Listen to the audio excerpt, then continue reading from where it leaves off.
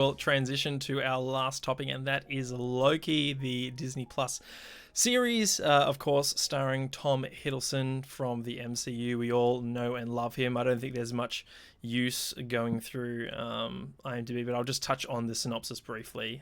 Quote, the mercurial villain Loki resumes his role as the god of mischief in a new series that takes place after the events of Avengers Endgame. Does it kind of take... It's like... It's different timelines. I'm not even going to ask the question. Never mind. Yeah. Showrunner is Michael Waldron. It stars Tom Hiddleston, Owen Wilson, who debuts in the MCU. We also have Gugu Mbatha-Raw and Sophia DiMartino, most notably. I won't go through the other cast members.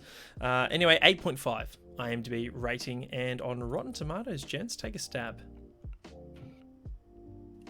81. No, I think they love it. Say let's do the plus or minus again. Let's go 90 plus or minus 4. 93%. Nice. Well done. Anyway, yeah. So I mean, technically, this begins. Oh, actually, no. It is after the events of Endgame, right? But it takes place chronologically in that timeline after the first Avengers. That's right. Yeah, that's what confused me. Yes, so we see a Loki hot off the heels of defeat at New York City, discovering the TVA, what would it stand for? The time variance authority. Thank you. And hilarity ensues. He discovers that there are different timelines within this universe, and he has deviated from his own when he took possession of the Tesseract in New York City after the events of Endgame there. And he's brought in to be what did they call it? Trimmed? Clipped? Wow, yeah, what is it? What was that? It was something like that. Pruned. Thanks, Maxie. I was on the right track. Trimmed, clipped, pruned. Yes, and then but he's brought on board by Owen Wilson's character, whose name is Mobius. That's right. And he's brought on to chase himself a different variant of Loki who has dodged the TVA for eons at this point. So, gents, we've seen a couple of Marvel Cinematic Universe series so far. WandaVision kicked it off at the start of the year, followed shortly by Falcon and the Winter Soldier. Just quickly, where did you land on both? I liked both. Definitely enjoyed WandaVision more. Jason? I definitely enjoyed WandaVision more. Yeah. I mean, I don't know. I feel like Falcon Winter Soldier was missing something. Terry? Yeah, I think that they tried too hard with Falcon Winter Soldier to be a political commentary, the whole racial and the globalist society kind of issues, and I don't know, I think they leaned too hard on that. I don't mind that. I'm getting used to seeing certain social justice concepts and issues in contemporary film and TV. I don't mind that it's in there, because as long as it serves a purpose. And in this, it just kind of seemed to not necessarily help kind of advance the story and stuff. So I don't know if I liked it. I enjoyed the growth. He didn't feel like he was big enough for the boots that Rogers left, but I don't think anyone's big enough for the boots that he left. I think that's part of the point, though, right? For sure. Oh, completely. Yeah. And so I think overarching, I enjoyed it. I'm looking forward to what they're doing with this fourth. I mean, I don't know. WandaVision was fun. I think that there were too many episodes that existed purely for the sake of that whole period shift between the episodes. So they definitely could have done less WandaVision episodes if they weren't leaning so hard into that particular concept. Like a couple of films for it, a couple of episodes for it, sure. But yeah, I don't know. it seemed like there was a lot more filler. Still enjoyed it. Um, you know, I love Paul Bettany, and so having him on the screen and hearing his voice is always a good thing. And so I'd love more of that. I like that there's an arc now for him to still be in the MCU as this other variant of himself that doesn't have the Mind Stone but still has the memories of Vision. Yeah, so I like that. I think it's, yeah, both of them are pretty good. Nice. All right, I might kick it off with yes, Max in the chat, Wide Vision, a very on the nose name. And yeah, to your point about filler, Terry, Maxie says, for me, all the MCU shows have the same problem: 6 hours of TV from a 3-hour script. So we'll certainly touch upon that as we review Loki. I might kick it off. For me, Loki is probably the strongest MCU villain behind Thanos. I think popular opinion would probably sway that way as well. I know there's a lot of love out there for Ultron as well, but and also Killmonger in Black Panther. But yeah, no, for me, he's just the history with his brother and the chemistry between him and almost anyone else, on the cast of the Avengers is really fantastic. So when you take him away from that and you put him in his own thing, and he's like the leading man, I was a bit concerned about where this was going to go. And for the most part, I was really hooked on this idea of just the concept of different timelines and what that could mean. But I also think it sort of lands in the sci-fi trope problem that a lot of science fiction worlds have, in that there's just so much going on to this point, or there's so much that could be happening, through a mechanic like different timelines, that it almost now feels as like there aren't any stakes. It's just like there are these puppet masters behind the scenes pulling the strings.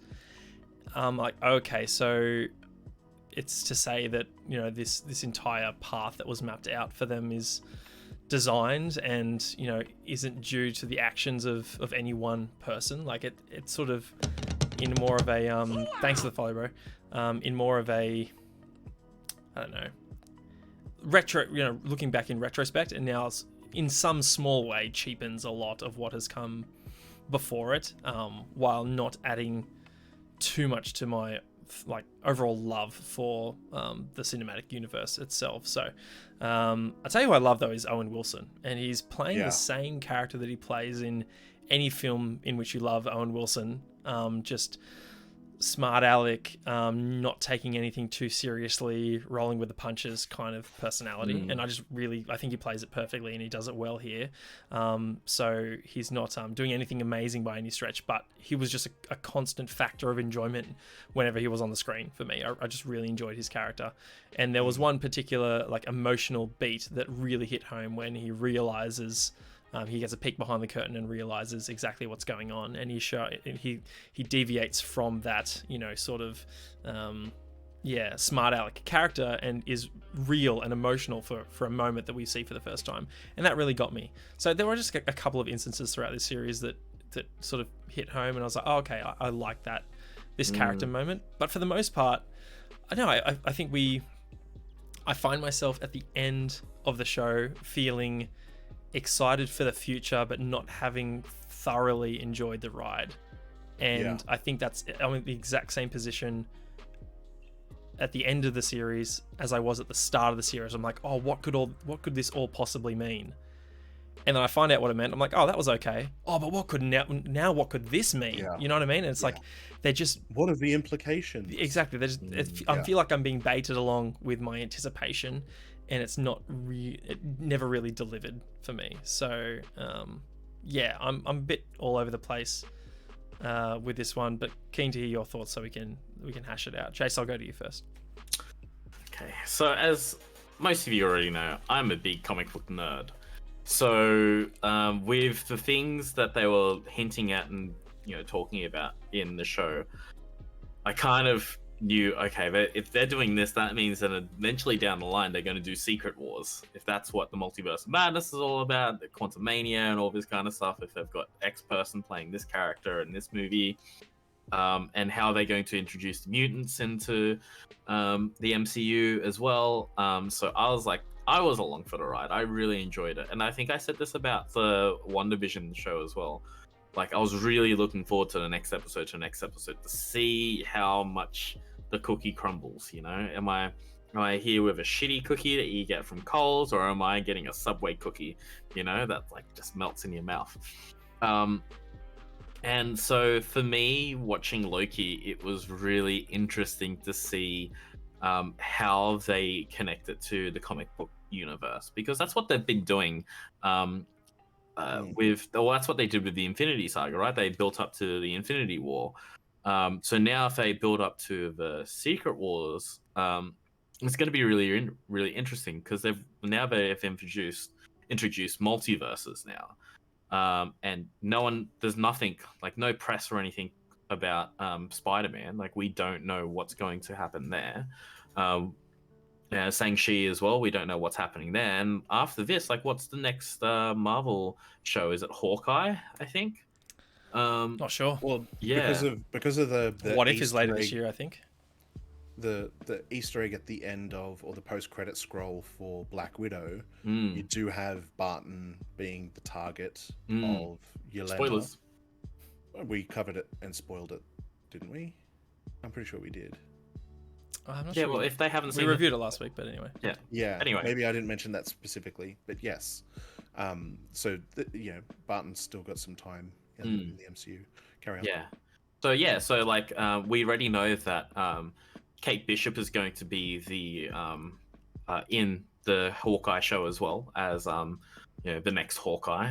There's already been on-set photos of her. It's watching every episode as they go through. I think I found it really interesting finding out what is going on in the world, and how what they do behind the curtains is going to influence everything through the prime timeline. And we can see at the end, when they get to the end of their journey for the show, what implications does this have? What's going on? I don't know. For me, I'm like, I really liked Sylvie. She was awesome. I loved learning about the different variants and all the different timelines of what could have been and what has happened. That little bit at the start of it, like, the Avengers were supposed to do this. They were supposed to travel through time and do that, and that's fine. And Loki's like, what? Like, why aren't I allowed to, like, do this? Yeah. Finding out, a few things that happened in the future, a few things that happened in the past, and all this, and like learning all the different bits and pieces, having all the different Loki variants towards the end of the show was really cool. This was like a big nerd delight for me. So I'm like chewing up that Subway cookie after having my big sub. That's me. That's me. So I enjoyed the show. I think Sophia DiMartino did an awesome job as Sylvie. She's great. Shout out to Tara Strong as Miss Minutes. And I'm really interested to see where this leads, because I don't know. I think I'm at the point now where I'm just in for the ride for the MCU. I'm keen to see if they do get to a Secret Wars or not. So that's me. That's the comic book nerd in me. CGI action was okay, good. So I'll pass it over to Terry. Oh, other way, mate. Max in chat. What If is August 11th, so just around the corner. It's live. Next live action show is Hawkeye, aiming for late November release. That's right. I keep forgetting about What If. Oh, that's gonna be so cool. Mr. Fear. Yeah, I enjoyed the series. I love Tom Hiddleston. I love Owen Wilson. I liked the premise because it was such a short instance in the film of Endgame, that whole interaction where Loki gets away. And no one really mentions it. It doesn't get brought up when they're talking about like returning the stones to their appropriate place in the timeline. Um, they just kind of pretend like they didn't just mess that up. Um, and so it was cool to see him back in the MCU, because when he dies in Endgame, I'm like, nah, he's not dead, but he was. And it's not the same Loki um, that we have, which is kind of cool.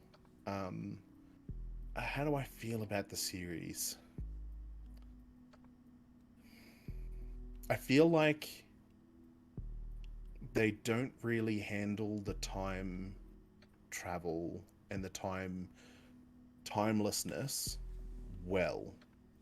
You've got the TVA, which is supposed to exist outside of time, reacting to events in a chronological manner as they're unfolding in the various timeline threads that make up the whatever, what do they call it, the sacred timeline.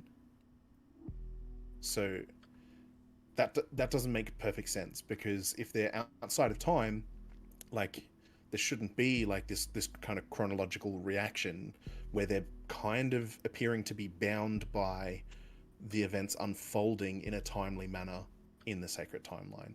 So I don't think it's possible to do that perfectly. I think they do a pretty good job of it in like kind of overall. But yeah, this concept of timelessness, I don't think was perfectly executed.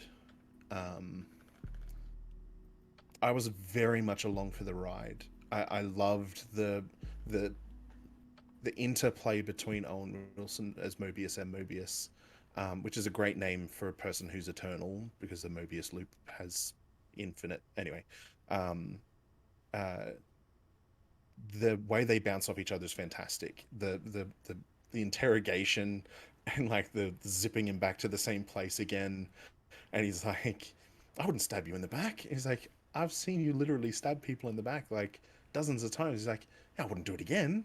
It's worn out." You know, just yeah.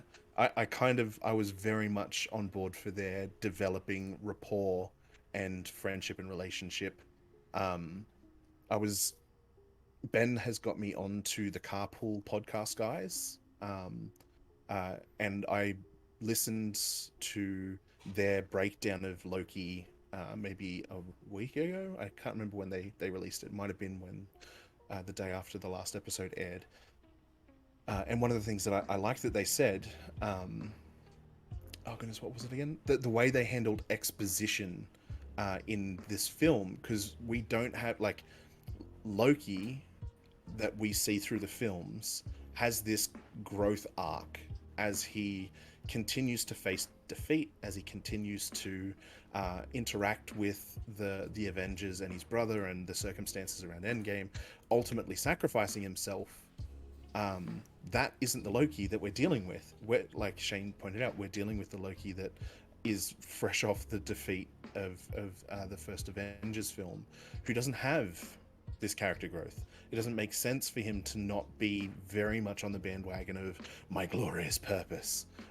And they handle him getting up to speed with that pretty cleverly. Like, it's not super ham-fisted. He's literally sitting there as an audience member to his own life, unfolding, if he weren't a variant of that particular set of events. And you can see how he's impacted by it. You can see his character kind of trying to come to terms with the consequences of his actions. And you see Mobius zips him back to the moment where he directs the Dark Elf troops to where he thinks his brother is, but it actually goes to his mum. And as callous as he was, he still had a lot of affection for his adoptive mother. And seeing that kind of not break, but really move him, he's like, that's where I went. Like, that's how bent and broken I was, that I would do something that ended up I'm going to be responsible for the death of someone who Frigga is the Norse god. Rene Russo, it's the actress. really, really cleverly handled. I thought that it was a nice way to kind of bring the character up to speed with himself, if that makes sense. Um, I still like that he isn't quite the same person still, even though he's seen all of these events. He tries to sabotage things, he tries to escape a few times, like he's pushing his luck, he's trying to find out the rules of the game, he's trying to find where the boundaries are, which is very much like the the chaotic trickster that his character is supposed to be. He's like, what are the rules of the engagement and how can I break them? And I thought that that was kind of cool. And like they just keep giving him enough rope to potentially betray those intentions and things. So it was, um, yeah, I don't know. It was enjoyable. I think I agree with a few people. I've seen criticisms about the Nexus event happening during the apocalypse after they'd already established that you can't have Nexus events in an apocalypse because there's no implication on the timeline going forward. It's like it's impossible. And then they do it and they don't really address it. It's like, how could that, like, anyway, unless it's meant to be a part of, like, it was such a momentous thing Yeah, that that's the thing. even Yeah. in those circumstances, it, are you guys hearing the rain? No, Through I my wish. microphone? It's raining really heavily and I've got my window partially open. Well, I So want to might know, just be- have you ever seen the rain? That's Credence Clearwater Revolver Views playing at home. I'm just trying to fill in the air while Terry's doing that thing, but anyway, here he is. Yeah, I liked the development between Sylvie and Loki. I thought it was a kind of cool reveal. And to me, that's a good, strong female character.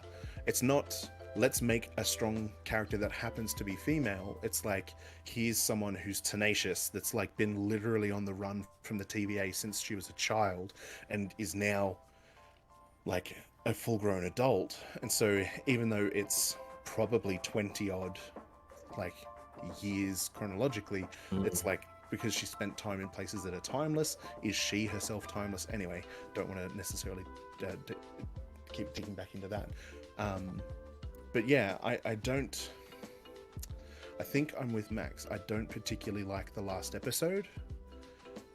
I think what Disney Marvel Studios are trying to do is give themselves not necessarily a clean slate, but an endless set of possibilities that they can draw from. Yep. So it was a huge thing, like a massive undertaking to go from phase 1 all the way to the end of phase 3.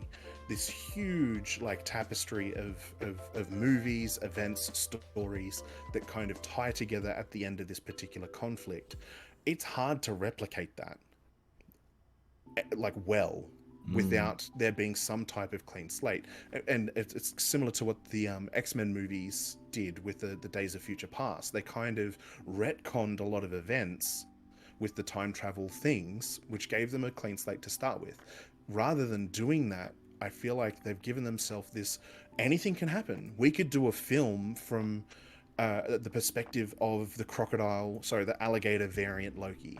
Like, and it would make internal sense because we've already established that that kind of exists. So they don't necessarily have to stick to what are the implications of this to here or this to here. And so the Eternals movie now makes sense because maybe they're from a timeline where Thanos didn't come and the Infinity War didn't happen. And so they weren't just sitting on their thumbs at this apocalypse event that was universal in nature. They might be from a completely different and different timeline. And I think that that's kind of clever, kind of cool. Makes me a little bit maybe sad that we're not going to see another saga that unfolds the way that the first 3 phases did. And that's less to do with Loki and more to do with Marvel and the way that it's kind of going to unfold. But I just feel like them breaking the timeline and unleashing this multiverse when the sacred timeline already has multiverses built into them, otherwise you couldn't have variants at all, like, because there's got to be multiple existences of these characters to kind of be getting pulled from. I think Podblast was Mr. Movies was talking to me about this concept where every decision that we make, there's this theory that at that point there's like a deviation, and where your alternative decision spins up this entire universe where the other decision is made, and you're only experiencing yourself through one particular linear perspective. I kind of feel like that's what this multiverse has done. So the fractured timelines are essentially these: every decision that you make is a nexus event that creates a different timeline where you didn't make that choice, you made a different choice, and a different choice, and a different choice. And we have over like 7 billion people making decisions every moment of the day, except maybe when they're sleeping. Like, it's gonna, I don't know, that's big. That's massive. The implications for that are just the implications for that are kind of big. Yeah. So yeah, I don't know. I'm excited to see, like you, Shane, what that leads to. I kind of hope that we don't end up with the phases explored through TV show, because like Max said, you've got essentially the story that would fill a 2.5 to 3 hour movie stretched out, which is fine. And if it makes them money, they'll probably keep doing it. But it'd be nice to return to the film format, because it is my preference for that type of thing. So put the budget into the things that, you know, the visual effects and stuff like that. Not to say that the visual effects of Loki aren't amazing. There are so many scenes that are just like gobsmackingly good. And the set design, so many of the places that they go are just so well put together. Like the train scene, I love that scene. Like, they're on, what was the name of that planet? It doesn't matter. It doesn't matter. The world's ending, and they're on this train, and like Tom Hiddleston's singing, and he's singing Lamentus, thank you. Lamentus, that's the one. Thanks, Max. You've been Maxi Geek, right on. You've been Johnny on the spot. I love that scene. The train was really well put together, and so much of the film was. I love the the medieval scene where like they come in and they're in like their stormtrooper-esque armor and helmets and things, and there's like a medieval LARPer who's like, this is really important to some of us, like you can't just come in here not in character. This is like this is all some of us have. And I'm like, I believe that lady exists. In fact, I know that lady exists. It's very fun. So they cover a lot of ground with the show. And the vast majority of it is entertaining. Yeah, I love that they so casually have like half a dozen Infinity Stones just kind of lying around as paperweights and stuff like that. It's kind of quirky and fun, because like Loki's just like, what? can I have these? It's like, yeah. Anyway, I thought that was kind of cool. I like the series. All that boils down to. Yeah, I'm with you on the on wishing that we get, you know, the next phases of the MCU aren't mostly TV series, which is what I fear for, honestly. Like, there's... But like, if the world is the same way it is in the next couple of years, which I'm hoping it's not, watching it in piecemeal, you know, week by week, gives me something to look forward to. Because like, I'm at the point now where it's like, too much TV, too much anime, too many video games to play. You know, this gives me something to look forward to that I can watch week after week, and then that's it. You know, because I don't watch TV anymore. I'll watch the next thing on Netflix, and you know, I'm looking forward to the next season of The Witcher. And so like, looking forward to Hawkeye and What If is like, okay, cool, another TV show, but I can like, I'm doing that right now with Rick and Morty. Like, I'm like, yeah, Rick and Morty next episode next week, it's gonna be good. The episode title is the Evangelion one. So yeah, it's that's what I look forward to. But yeah, I miss the big cinematic experience, and that's the thing. Like, for our generation, like nearly every MCU film is like a Star Wars movie. Oh yeah. Yeah. So certainly the Avengers movies, and yeah, some of the latter films towards the end, they're like Civil War and whatnot. I've got nothing against the medium of the TV series, right? No, like, I love Mandalorian and Witcher. I just contest that what we've got so far from these MCU TV series isn't fantastic. Yeah. And the main reason I love WandaVision is due to the themes and how that's explored and what it means to her and Vision, you know, and it touches on grief in such a beautiful way. And you know, it revealed more of her personality and sort of her inner workings, whereas we got a bit of that here in Loki as well, just in a different way. But I think for the most part, this series gets jumbled up more in the sci-fi mumbo jumbo pronouns than WandaVision did, and I think it's worse off for it. And by the end of it, I'm not feeling. I'm more leaning towards those implications for the MCU, right? About what does this actually mean for the rest of the Marvel Cinematic Universe moving forward, than I am thinking about Loki and how he's changed and grown. Whereas, I had that thought at the end of WandaVision as well. I was like, oh, what does this mean? You know, by the time the post-credit scenes roll. But when I reflect on WandaVision, the first thing I think about is, you know, what is grief if not love persevering? You know, and that whole concept. So, I still. If TV series remain a key part of MCU moving forward, then I just say be better. Honestly, like I want better. Get good. Just I want better storytelling. And honestly, this is the first time they're doing it as well. That's so it. Like TV, you point to Mandalorian and The Witcher as well, and they're fantastic TV series, right? And I'm not asking for them to be films because they're already fantastic.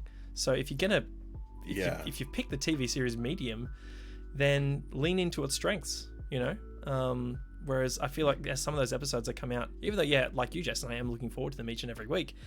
I come out of them thinking, okay, well, I guess we wait for next week if hopefully that one's going to be better.